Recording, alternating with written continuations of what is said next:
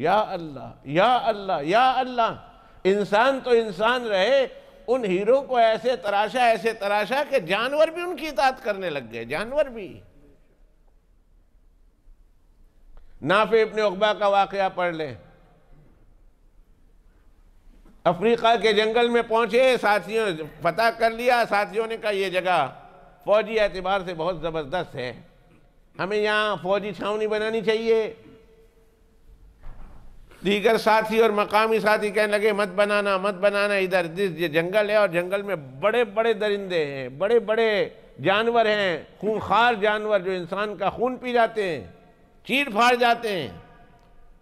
یہاں آدمی گیا تو گیا، ختم، پھر اس کے آنے کی واپس امید مت رکھو، ایسے ایسے جانور ہیں یہاں۔ فرمایا جانوروں کو چھوڑو، تم بتاؤ یہ جگہ فوجی چھاونی کے اعتبار سے بننی مناسب ہے؟ لوگوں نے کہا مناسب تو ہے لیکن جانور ہے، فرمایا چھوڑ دو اس کو، کل صبح جانا۔ فجر کی نماز پڑھی اور فجر کی نماز کے بعد کہا میرے پیچھے چلو۔ پیچھے چلے، جنگل کے کنارے پر پہنچے، یہاں سے جنگل شروع ہوتا ہے۔ ساتھیوں کو کہا تم پیچھے کھڑے ہو جاؤ، پیٹھ کی طرف کھڑا کر دیا اور جنگل کی طرف منہ کر دیا۔ اور یہ میں کوئی کہانی کی کتاب سے نہیں، حدیث پاک سے سنا رہا ہوں۔ اور اس واقعات کو صرف اپنوں نے نہیں، غیروں نے بھی لکھا ہے، غیر مسلموں نے بھی اپنی کتاب میں تحریر کیا ہے کہ مسلمانوں کے حالات کیسے تھے۔ اسی لیے W.W. ہنٹر بڑا اچھی بات لکھ کر گیا، بہت عجیب بات لکھ کر گیا، اور اس کی وہ بات جب میں پڑھتا ہوں شرما جاتا ہوں، اور آپ لوگ سنیں تو آپ کو بھی شرمانا چاہیے، یعنی آپ سے مراد آپ نہیں، پورے مسلمانوں کو شرمانا چاہیے۔ W.W. ہنٹر لکھتا ہے کہ اگر اسلام کو دیکھنا ہو تو قرآن میں، حدیث میں اور اسلامی کی کتابوں میں دیکھ لو، اور مسلمانوں کو دیکھنا ہو تو قبرستان میں جا کے دیکھ لو۔ اسلام کو اگر معلوم کرنا ہو تو کتابوں میں معلوم کرو، اور مسلمانوں کو اگر دیکھنا ہو تو قبرستان جا کے معلوم کرو۔ وہ مسلمان چلے گئے جو مسلمان حقیقی کہلانے کے قابل تھے، ہم تو نام کے رہ گئے ہیں۔ اللہ ہمیں کام کا بھی مسلمان بنا دے، اللہ صرف ہمیں نام کا نہیں، اللہ ہمیں کام کا بھی مسلمان بنائے۔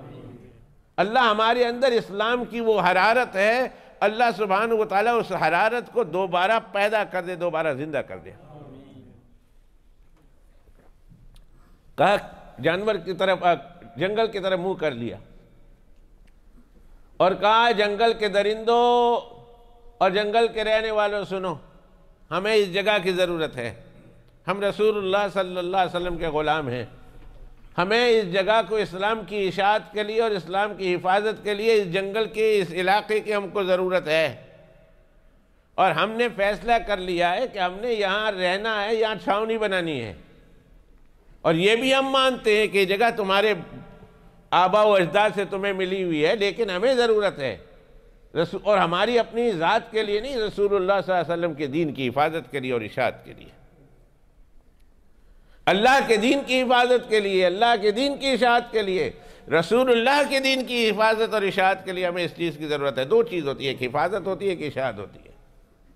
اشاعت کے یعنی دین کو پھیلانے کے لیے، اور حفاظت ہوتی ہے کہ دین کی حفاظت کے لیے۔ دو کام ہوتے ہیں مسلمانوں کے ذمے، ایک دین کی اشاعت کرو اور دوسرے دین کی حفاظت کرو۔ ایسا نہ ہو کہ آگے بڑھتے جاؤ اور پیچھے سے دشمن واپس آتے رہیں، نہ، یہ کہ ایک مسلمان اشاعت کریں اور دوسری حفاظت بھی کریں اسلام کی سرحدوں کی، ہمیں ضرورت ہے اس کے لیے۔ اس لیے ہم تمہیں 3 دن دیتے ہیں، 3 دن کے اندر اندر جنگل خالی کر دو اور ادھر سے دوسری طرف نکل جاؤ۔ اگر 3 دن کے بعد ایک جانور بھی نظر آیا ہم مار دیں گے، اور اس کا گناہ ہمارے سر پہ نہیں ہوگا۔ یہ جملہ کہا اور وآخر دعوانا ان الحمدللہ رب العالمین کہہ کر ساتھیوں سے کہا چلو، تو مقامی لوگ ابھی مسلمان ہوئے تھے، ہنسنے لگے، اے جانور نے، اے انسان نہیں جیڑا تہاڈی بات سن لے سمجھ لے، اے جانور ہیں اور خونخوار جانور ہیں، اور 3 دن آپ نے دیا ہے کہ نکل جاؤ۔ حیرت کی انتہا نہ رہی جب یہ دیکھا کہ ابھی مسلمان اپنے گھروں کو، اپنی چھاونیوں کو آئے نہیں تھے کہ جانور وہاں سے ٹریول کر رہے۔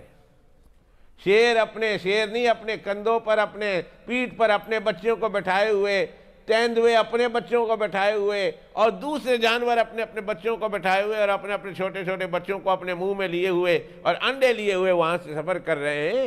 3 دن کے اندر اندر پورا جانور خالی ہو گیا، اور اس طرح 3 دن میں وہ جنگل جانور سے خالی ہوا کہ اس کے بعد جب تک صحابہ کرام وہ رہے ہیں، اب تو وہ ملک بن گیا ہے، تب تک کسی ایک کو کوئی ایک جانور بھی نظر نہیں آیا.